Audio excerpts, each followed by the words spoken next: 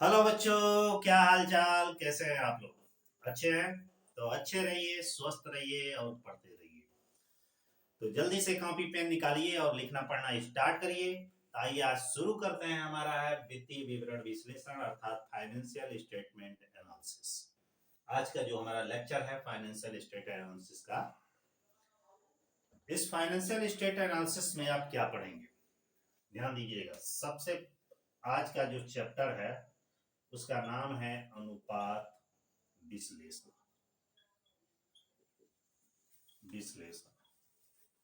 इसको अंग्रेजियों में कहा जाता है रेशियो एनालिसिस।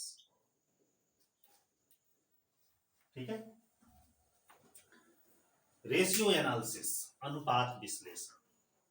थोड़ा पहले बेसिक अनुपात विश्लेषण के बारे में जानकारी, लेकिन एक चीज और भी बता देंगे कि यदि वीडियो अच्छा लगे तो आप लाइक करिएगा और अपने फ्रेंड में शेयर कर दीजिएगा, क्योंकि ये बीकॉम के लिए है, काफी इम्पोर्टेंट है। हर यूनिवर्सिटी के अलग अलग साल में पढ़ाया जाता है, कहीं थर्ड ईयर में, कहीं सेकंड ईयर, कहीं फर्स्ट ईयर। तो आपके लिए जहां भी उपयोगी हो उसको पढ़ लीजिएगा। समझिएगा कि अनुपात विश्लेषण, जो ये अनुपात विश्लेषण है, इसमें दो शब्द है। एक है अनुपात और दूसरा है विश्लेषण। विश्लेषण मतलब एनालिसिस। अनुपात का मतलब क्या होता है कि जब, ऐसे सिंपल लैंग्वेज में, कि जब दो व्यक्तियों के बीच या दो से अधिक व्यक्तियों के बीच कंपैरिजन किया जाता है, कंपैरिजन किया जाता है, तुलना किया जाता है, तो उसे क्या कहा जाता है? अनुपात कहा जाता है। जैसे मान लीजिए कि आप हैं और आपके फ्रेंड हैं, इन दोनों के मध्य कोई थर्ड पार्टी है, वो कंपेयर करता है कि भाई कौन बेहतर है, कौन बेहतर, थोड़ा कम बेहतर है, कौन कौन पढ़ने में अच्छा है, कौन पढ़ने में कमजोर है, किसकी हैंडराइटिंग अच्छी है, किसकी हैंडराइटिंग कम है। ठीक ना? तो ये क्या कहलाता है? अनुपात कहलाता है, अर्थात एक तरह से कंपैरिजन होता है। उसी तरह यहाँ पे कोई भी सांख्यिकी के आंकड़े दिए हों, या बैलेंस शीट के आंकड़े दिए हों, या प्रॉफिट एंड लॉस के आंकड़े दिए हों, जो भी डाटा दिया गया रहता है, उन जब दो डाटाओं के बीच हम किसी भी प्रकार का तुलनात्मक अध्ययन करते हैं, अर्थात आपसी संबंधों को स्पष्ट करते हैं कि इन दो डाटाओं के बीच, जैसे मान लीजिए है एक्स है एंड वाई, इन दोनों के बीच जब कंपेयर किया जाता है, दोनों के बीच रिलेशनशिप ज्ञात किया जाता है, तो ये अनुपात कहलाता है। और विश्लेषण का मतलब हो गया कि जब हमारा प्रॉफिट एंड लॉस और बैलेंस शीट जो बना रहता है, इसका कंपैरिजन हम जब करते हैं तो विश्लेषण होता है। और पूरा अनुपात विश्लेषण का मतलब होता है कि जब एक बिजनेसमैन के द्वारा, व्यापारी के द्वारा जनरल लेजर तलपट के बाद से, जनरल लेजर ट्रायल बैलेंस के बाद से बैलेंस शीट अर्थात फाइनल अकाउंट तैयार किया जाता है, तो फाइनल अकाउंट के विभिन्न मदों के बीच जो सामंजस्य स्थापित किया जाता है, जो रिलेशनशिप ज्ञात किया जाता है कि ये एसेट्स का लायबिलिटीज के, एक्सपेंसेस का इनकम से क्या रिलेशन है, तो इसी को अनुपात विश्लेषण कहा जाता है। बारी आती है कि अनुपात, जो अनुपात होते हैं वो साधारणतः तीन चार प्रकार के होते हैं। वो चार प्रकार के कौन कौन से होते हैं? एक होता है साधारण साधारण अनुपात। साधारण अनुपात, साधारण अनुपात क्या होता है कि जब दो व्यक्तियों के मध्य हम रिलेशनशिप ज्ञात करते हैं और वह रिलेशनशिप संबंधों में व्यक्त किया जाता है। किसमें? संबंधों में।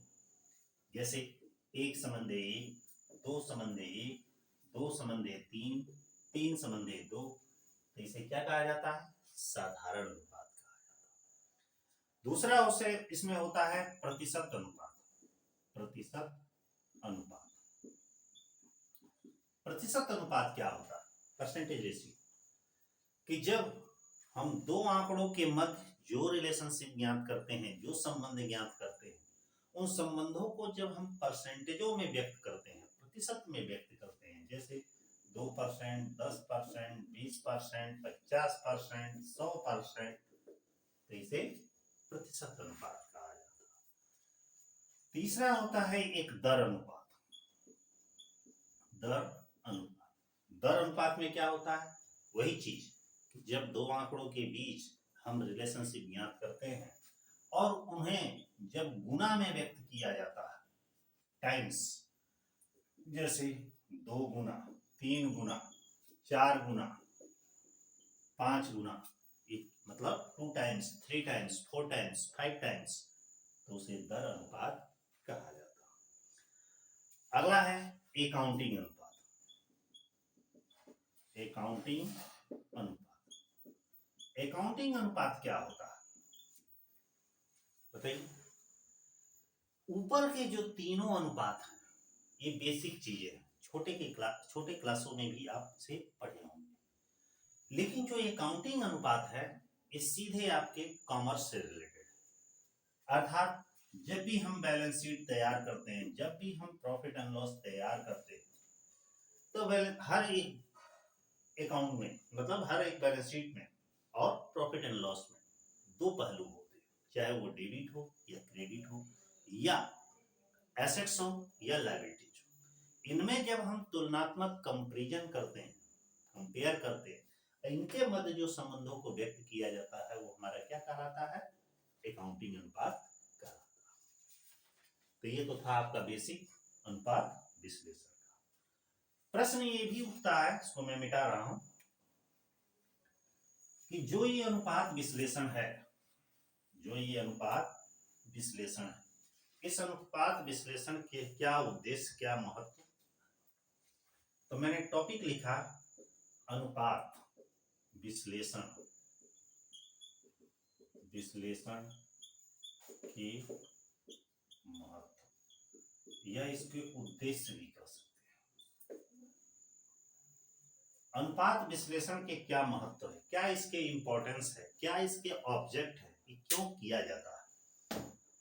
जो अनुपात विश्लेषण होता है कि किसी भी व्यवसायिक संस्था में, जानते हैं, पूर्वानुमान अर्थात फोरकास्टिंग लगाने का कार्य किया जाता है। जब हम किसी भी व्यवसायिक संस्था में अनुमान लगाते हैं तो वहां पे अनुपात विश्लेषण का प्रयोग किया जाता है। तो ये किस उद्देश्य के लिए, कहाँ इसका इंपॉर्टेंस होता है, ये जानिए। सबसे पहला होता है निर्णय लेने में सहायक। क्या होता है, निर्णय लेने में सहायक, निर्णय लेने में सहायक। निर्णय लेने में सहायक का मतलब होता है कि अनुपात विश्लेषण का प्रयोग हम वहां करते हैं जहां संस्था में, किसी बड़े ऑर्गेनाइजेशन में, किसी संगठन में हम किसी महत्वपूर्ण विषय पर डिसीजन यदि हमको लेना होता है तो वहां अनुपात विश्लेषण का प्रयोग किया जाता है। दूसरा, वित्तीय नियोजन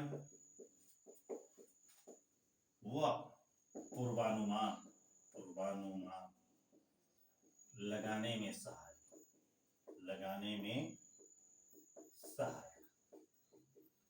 मतलब जब फाइनेंस से रिलेटेड कोई प्लानिंग करनी होती है, भविष्य की योजना बनानी होती है कि कल हमें किस ढंग से कैसे कार्य को करना है, तो उसके लिए भी रेशियो एनालिसिस का प्रयोग किया जाता है। देखते होंगे हम कोई भी काम करते हैं तो सबसे पहले उसके क्या करते हैं, योजना बनाते हैं, और योजना बनाने में हम क्या करते हैं, अनुपात विश्लेषण का प्रयोग करते हैं। अगला क्या है, समन्वय में सहायता, समन्वय में सहायता। समन्वय में सहायता का मतलब क्या होता है, संस्था में बहुत सारे एम्प्लॉय कार्य करते हैं तो उनका आपसी तालमेल का होना जरूरी है। जब अकाउंटिंग की दृष्टि से आएंगे तो अकाउंटिंग में बहुत सारे ट्रांजैक्शंस होते हैं, पैसा आता है, पैसा जाता है, ठीक ना, हमें कुछ इनकम भी हुई, कुछ एक्सपेंसेस भी हुआ, लेकिन जब तक इन दोनों का संतुलन बना नहीं रहेगा, बैलेंस बना नहीं रहेगा, ऐसा नहीं कि आ ही रहा है जा नहीं रहा है तो भी गड़बड़, अब केवल जा रहा है आ नहीं रहा है तो भी गड़बड़, अर्थात आए जाए, ये जा रहा है तो आए, माने इनमें एक बैलेंस बना रहे, तो वहां पे कोऑर्डिनेशन बनाने में भी सहायक होता है। अगला है नियंत्रण में सहायक, नियंत्रण में सहायक। नियंत्रण में सहायक का मतलब क्या होता है कि हमें जितने भी ट्रांजैक्शन होते हैं उसको कंट्रोल करने में, कुछ अनावश्यक व्यय हो जाते हैं उसको रोकने में, कुछ अनावश्यक एसेट्स भी हो जाती हैं, उसको भी रोकने में, कुछ अनावश्यक लायबिलिटीज होती हैं उनको रोकने में, या संस्था में कुछ ऐसे कार्य होते हैं जिसको होना नहीं चाहिए तो उसको रोकने में, या कर्मचारी ठीक ढंग से काम नहीं कर रहे हैं उसको रोकने में सहायक होता है। अगला क्या है? कुशलता का मूल्यांकन। कुशलता का मूल्यांकन में सहायक। संस्था की कार्यकुशलता का आकलन करने के लिए भी अनुपात विश्लेषण का प्रयोग किया जाता है। अगला, दो कंपनियों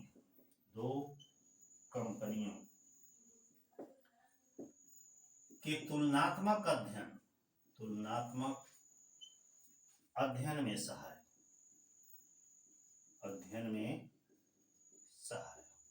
जब दो कंपनियों का तुलनात्मक अध्ययन करना हो, कंपैरिजन करना हो कि भाई किसका ग्रोथ अच्छा चल रहा है, किसका रिस्पांस अच्छा है, उसमें भी अनुपात विश्लेषण का प्रयोग किया जाता है। और लास्ट है अज्ञात राशियों की जानकारी में सहायक। कि कोई भी मिसिंग अमाउंट है तो उसकी जानकारी में भी अनुपात विश्लेषण का प्रयोग किया जाता है। ठीक है, अब थोड़ा सा बेसिक जानकारी जब हो गया तो हम सीधे चलते हैं टू द पॉइंट्स पर। टू द पॉइंट्स का मतलब है कि अनुपात विश्लेषण में कौन कौन सी विधियां हैं, सबसे पहले हम ये जानें। तो जल्दी से इसे नोट कर लीजिए क्योंकि ये न्यूमेरिकल का पार्ट है लेकिन इसमें कुछ थ्योरेटिकल भी आते हैं तो जानना थोड़ा वो जरूरी है। तो सीधे अब चलते हैं अनुपात विश्लेषण की विधियों। ध्यान दीजिएगा,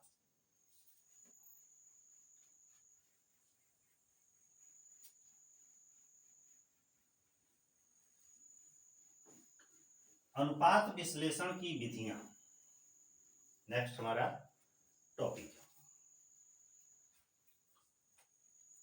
टॉपिक है हमारा है अनुपात विश्लेषण की विधियां।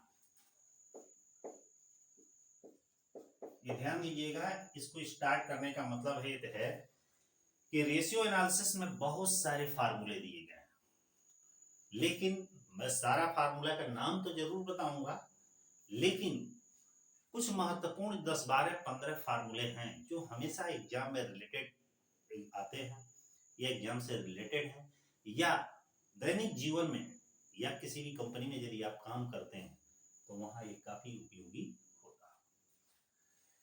तो देखिए अनुपात विश्लेषण की ध्यान दीजिएगा, जो अनुपात विश्लेषण दिया गया है, अनुपात विश्लेषण को हमने 3 भागों में बांटा है इसकी विधियों। अनुपात विश्लेषण की मुख्यतः कितनी विधियां हैं? 3 विधियां है। तो एक 4 उत्तोलक वाला भी है लेकिन मैंने 3 ही इसका जिक्र करूंगा। अनुपात विश्लेषण की कितनी विधि है? 3। सबसे पहला हम चलते हैं ए पर। जो पहली विधि है उसका नाम है लाभदायकता अनुपात, प्रॉफिटेबिलिटी रेशियो। क्या नाम है इसका? लाभदायकता अनुपात। ठीक है, इसको अंग्रेजी में प्रॉफिटेबिलिटी रेशियो कहा जाता है। दूसरा हमारा है निष्पादन अनुपात, बी जो हमारा है उसका नाम है निष्पादन अनुपात। ठीक है, इसको अंग्रेजी में कहा जाता है प्रेफरेंस रेशियो। और लास्ट है इसमें सी जो हमारा है वो हमारा है वित्तीय अनुपात। ये 3 प्रकार के अनुपात होते हैं। ध्यान दीजिएगा यहाँ पे अनुपातों में जो लाभदायकता अनुपात होता है, सबसे पहले लाभदायकता अनुपात से शुरू करते हैं। लाभदायकता अनुपात क्योंकि मतलब किसी भी व्यवसाय का मुख्य उद्देश्य होता है लाभ अर्जित करना, और लाभ अर्जित करने के लिए वो हर संभव प्रयास करता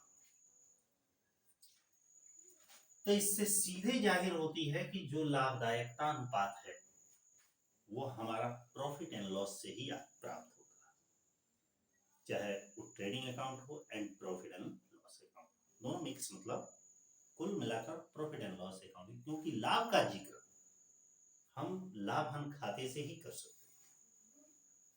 और जो निष्पादन अनुपात है इसका संबंध किससे रहता है? कुछ प्रॉफिट एंड लॉस की मदों से और कुछ बैलेंस शीट की मदों से, इसलिए इसका नाम निष्पादन या क्रियाशील अनुपात कहा जाता है। क्रियाशील इसलिए कहा गया है कि व्यवसाय को संचालित करने के लिए, चलाने के लिए हमें जिन मदों या जिन चीजों का सहारा लेना पड़ता है वो निष्पादन अनुपात होता है। और वित्तीय अनुपात का सीधे संबंध इसका बैलेंस शीट से होता है, टोटल बैलेंस शीट से, उसकी एसेट्स और उसकी लायबिलिटी से होता है। सबसे पहले जानते हैं कि लाभदायकता अनुपात में कौन कौन से अनुपात आते हैं। ध्यान दीजिए, सबसे पहले आपका आता है सकल लाभ अनुपात। सकल लाभ अनुपात, जिसको अंग्रेजी में ग्रॉस प्रॉफिट रेशियो कहा जाता है। मैं अंग्रेजी नहीं लिख रहा हूं, मैं बोल के बोल रहा हूं। उसके बाद से आता है शुद्ध लाभ अनुपात, जिसको अंग्रेजी में नेट प्रॉफिट रेशियो कहा जाता है।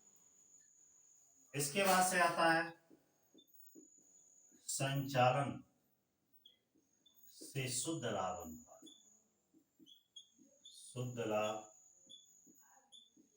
अनुपात, ऑपरेटिंग नेट प्रॉफिट रेशियो कहा जाता है। अगला आता है संचालन अनुपात,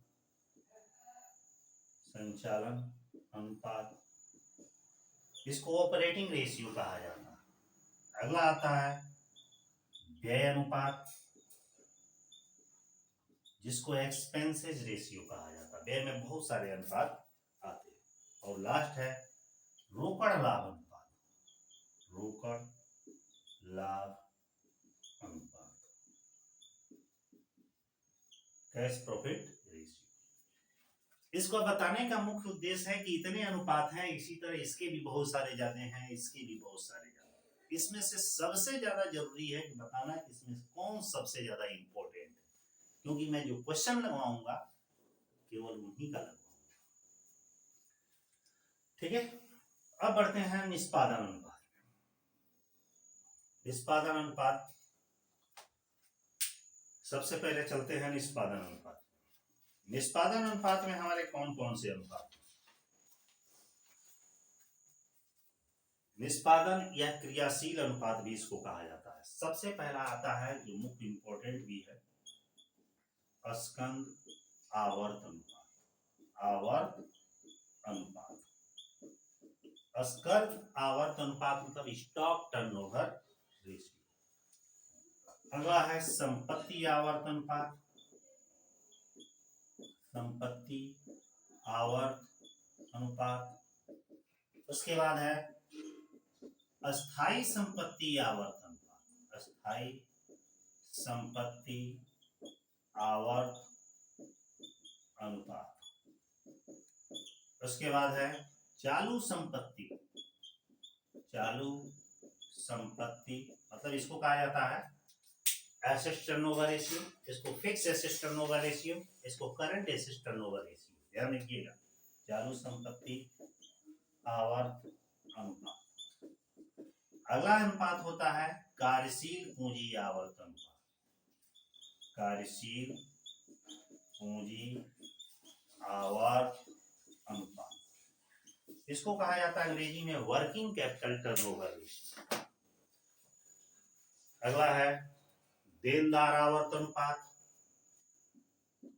देनदार आवर्त अनुपात।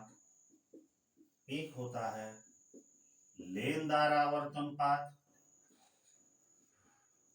आवर्त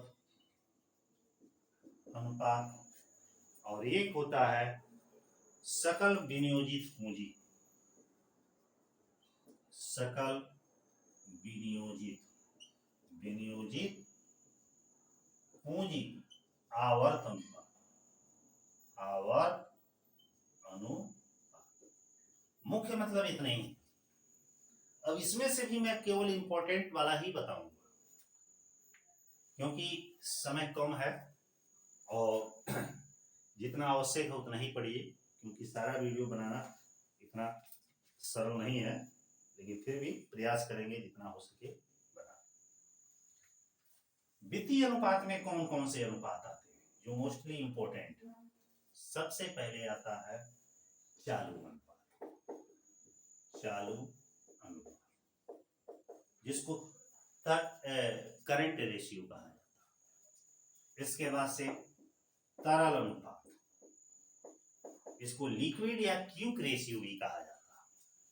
एक होता है पूर्णतया तरल अनुपात, पूर्णतया तरल अनुपात, इसको एब्सोल्यूट लिक्विड रेशियो कहा जाता है। उसके बाद से आता है स्वामित्व अनुपात, स्वामित्व अनुपात। एक होता है ऋण क्षमता अनुपात, ऋण क्षमता अनुपात, ठीक है। एक होता है शोधन क्षमता अनुपात, क्या होता है? शोधन क्षमता अनुपात। और दूसरा होता है पूंजी मिलान अनुपात, इसको सॉल्वेंसी रेशियो कहा जाता है, इसको डेब्ट इक्विटी रेशियो। अब पूंजी दंतीकरण अनुपात, दंतीकरण अनुपात मतलब कैपिटल गियरिंग रेशियो कहा जाता है। इसके अतिरिक्त भी बहुत सारे, तो मैं क्या इसमें इंपॉर्टेंट है, इसमें भी अभी कुछ छूट भी गया है, लेकिन फिर भी जितना है वो मोस्टली है। और इसमें से सबसे मोस्ट इंपॉर्टेंट कौन है यह मैं बताऊंगा, ताकि न्यूमेरिकल मैं उसी टॉपिक पे बनाऊंगा। ध्यान दीजिएगा, लाभदायकता अनुपात में नोट कर लीजिएगा सकल लाभ अनुपात, शुद्ध लाभ अनुपात, संचालन अनुपात। ये तीन अनुपात बहुत ही मोस्ट इंपॉर्टेंट है, जो लगभग हर एग्जाम में आपके बुक में भी क्वेश्चन दिया होगा तो मोस्टली दिया होगा। निष्पादन अनुपात में ध्यान दीजिएगा, ये सारे ही इंपॉर्टेंट है, सब इंपॉर्टेंट, ठीक ना, सब इंपॉर्टेंट। और यहां भी जो दिए हैं वो भी लगभग सभी इंपॉर्टेंट है। वैसे जितना मैं लिखा हूं सभी इंपॉर्टेंट ही लिखा हूं, ठीक, तो इसे नोट कर लीजिएगा। इसके बाद से जो आज का हमारा प्रॉब्लम्स होगा, मैंने क्वेश्चंस होंगे, वो लाभदायकता अनुपात के संदर्भ में। तो जल्दी से इसे नोट करिए ताकि आपको एक क्वेश्चन में प्रॉब्लम बता दूं कि कौन सा क्वेश्चन मैं दूंगा, ठीक है।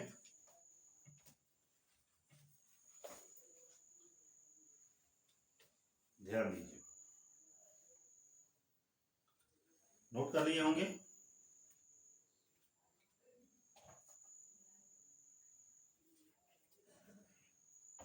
थोड़ा ईंट डाल लें हम।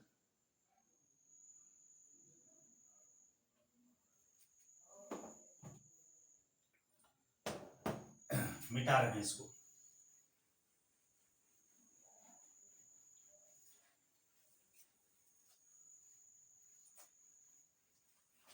ये जो हमारा प्रॉब्लम है, क्वेश्चन मैं दे रहा हूं, एक क्वेश्चन देंगे जिससे आपको लाभदायकता अनुपात पूरा पूरा समझ आ जाएगा। मान लीजिए कि एक statement of profit and loss दिया गया। क्या दिया गया है? सपोज दैट एक एग्जांपल है, इसमें लिखा है statement of profit and loss, ये दिया गया।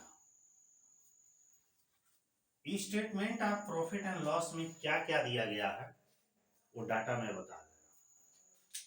लिखा है सेल फ्रॉम ऑपरेशन, ठीक है। बिक्री हमारी होती है 5,20,000, 5,20,000। 20,000। इसमें से घटाया है less sales return. Sales return हमारा 20,000 जब घट गया है तो 5 लाख हमारा आया है, वह कहलाता है net cell.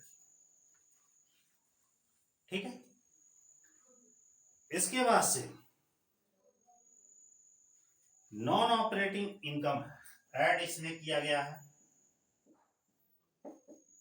Non operating income वह दिया गया है 5,000। इसको हमने जोड़ दिया तो 5,05,000। फिर से इसमें से लेस किया है। लेस क्या किया है, जो बुक में दिया गया है, less expenses. Less expenses heading हमारा है एक्सपेंसेस। इस हेडिंग में कुछ चीजें दी गई हैं और दिया क्या है, कास्ट ऑफ गुड्स सोल्ड लिखा है, कास्ट ऑफ गुड्स सोल्ड। ये क्वेश्चन है, मैं क्वेश्चन लिख रहा हूं। 75,000 यानी 75,000। इसका ऐड है परचेज।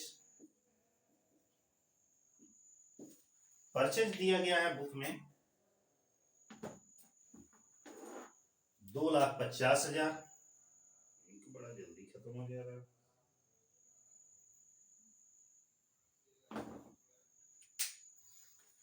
2,50,000।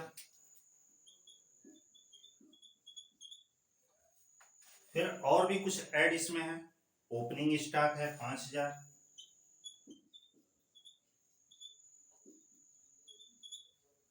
Opening stock 5,000।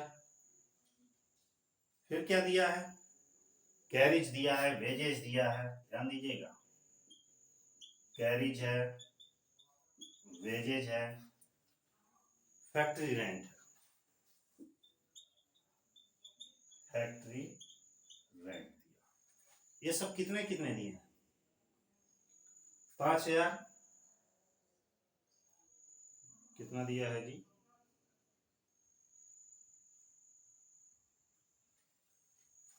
थोड़ा सा मिस्टेक हुआ है, मिटा रहे हैं क्वेश्चन लिखने में। इसमें एक्सपेंसेस में कास्ट ऑफ गुड्स सोल्ड ये है, ये हमारा है 75,000। थोड़ा सा लाइन टेढ़ा हो गया। और ये है आपका 2,50,000। और ये हमारा तीनों दिया है 5-5 हजार। मैं 2 तो 5,000 दिया और ये कितना दिया है 10,000। इन सबको जोड़ दिया गया। ठीक है। जोड़ने के बाद से अब जोड़ लीजिए कितना दिया है, जोड़ हो जाएगा 1 2 3 0, 5 5 10, 5 15 हो जाएगा, 7 5 12, 1 13, 1 14 हो जाएगा, और 2 1 3,45,000। इसमें से घटाया है लेस, क्या है, closing stock 90,000। Closing stock 90,000।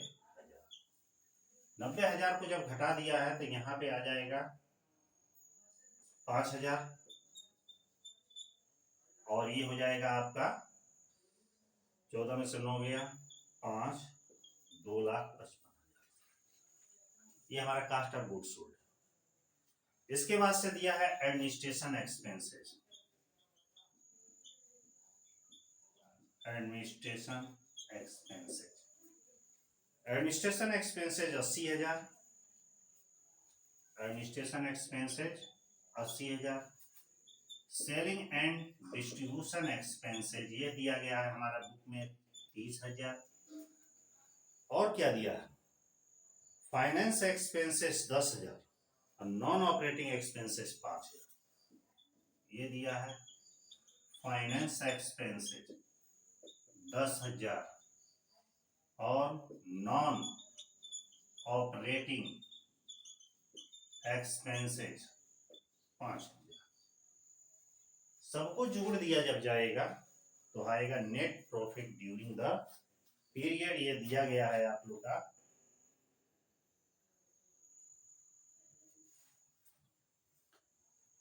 3 lakh कितना होगा, ये आपका लिखा है 3,80,000, ये जोड़ दिया गया है।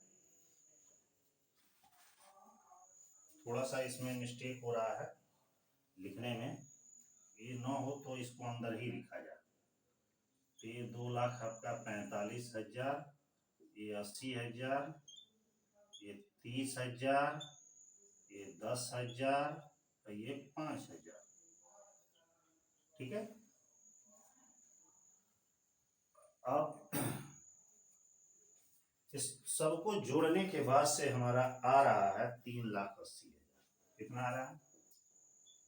3,80,000। अब इसमें से इसको घटा देंगे, ये 5,000, ये हो जाएगा 2 और ये हो जाएगा 1,25,000। ये जो हमारा आएगा ये क्या कहलाएगा? आपका नेट प्रॉफिट। ठीक है। क्योंकि हमको क्वेश्चन पहले से लिख लेना चाहिए, नहीं तो टाइम थोड़ा सा ज्यादा वेस्ट हो रहा है। ये आपका क्वेश्चन दिया गया और क्वेश्चन में आपसे पूछा जा रहा है 3 अनुपातों के बारे में। आपसे पूछा जा रहा है कि कैलकुलेट करिए। क्या क्या कैलकुलेट करने के लिए कह रहा है? पहला पूछ रहा है gross profit ratio.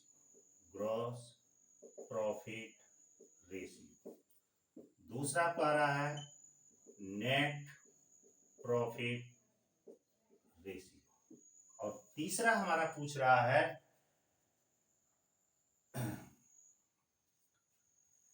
Operating ratio. ठीक। मान लीजिए ये 3 चीज पूछ रहा है, ध्यान दीजिएगा। ये आपका एक प्रॉफिट एंड लॉस दिया गया है। शुरू से बता दे रहे हैं क्या क्या दिया। Sale from operation, sales return, net sale हो गया। इसमें जोड़ दिया गया है एड नॉन ऑपरेटिंग इनकम, जोड़ के 5,05,000 हुआ। इसमें से एक्सपेंसेस घटा दिया गया। एक्सपेंसेस का मतलब जितने एक्सपेंस होंगे सब घटा दिया है। लेकिन उस एक्सपेंस को हल कैसे किया है? सबसे पहले कास्ट ऑफ गुड्स सोल्ड निकाला। कास्ट ऑफ गुड्स सोल्ड कैसे निकाला जाएगा?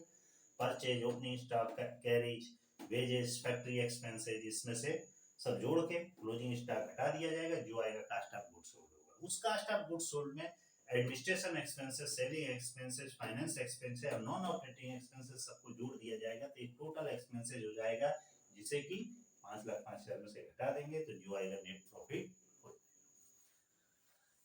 इसके द्वारा हमें 3 ये रेशियो पूछ रहा है। तो सबसे पहला हम फार्मूला लगाएंगे gross profit ratio. Gross profit ratio का हमारा फार्मूला होता है, ग्रॉस प्रॉफिट रेशियो का फार्मूला होता है ग्रॉस प्रॉफिट बटा नेट सेल इनटू 100। ध्यान दीजिएगा, यहाँ पे ठीक ही करके मैं बता रहा हूं। क्वेश्चन में यदि ग्रॉस प्रॉफिट दिया है तब तो ठीक, और यदि नहीं दिया है तो सबसे पहले हम क्या निकालेंगे? Gross profit. ग्रॉस प्रॉफिट का फार्मूला होता है, ध्यान दीजिएगा, net sale minus cost of goods sold. ध्यान दीजिएगा, कभी कभी कास्ट ऑफ गुड्स सोल्ड न दिया रहे तो हम ग्रॉस प्रॉफिट का दूसरा भी फार्मूला यूज करते हैं, बड़ा वाला फार्मूला। और नेट सेल कैसे हमारा आता है ये ध्यान दीजिएगा। नेट सेल का हमारा फार्मूला होता है net sale equal to total sale minus sales return. ये फार्मूला होता है। हमें इस क्वेश्चन के द्वारा ये 3 रेशियो ज्ञात करना है। तो सबसे पहले हम निकालेंगे, मान लीजिए सेल दे रहा है कितना? 5,20,000 और सेल्स रिटर्न दे रहा है 20,000, बराबर कितना आएगा? 5 लाख नेट सेल। अर्थात जो जीपी रेशियो हम ज्ञात करेंगे, तो नेट सेल हमारा कितना दिया है? 5 लाख। ग्रॉस प्रॉफिट रेशियो पर तो आपको नेट सेल तो पता चल गया कि 5 लाख हो गया। अब ग्रॉस प्रॉफिट कैसे आता है? इसका फार्मूला होता है net sale minus cost of goods sold. Net sale हमारा कितना दिया गया है बुक में, मैंने क्वेश्चन में? 5 lakh. Cost of goods sold कितना दिया गया है? ध्यान दीजिएगा, कास्ट ऑफ गुड्स सोल्ड कितना दिया गया? हाँ, 5 के 5, 14 में से 9 गया, ये देखिएगा थोड़ा मिस्टेक है, ये 5, ठीक ना, 2,55,000 दिया गया, यही मिस्टेक हो रहा था। तो ये हो जाएगा 2,55,000 बराबर, जब इसमें से घटाएंगे तो ये हमारा आएगा 2,45,000, ठीक है।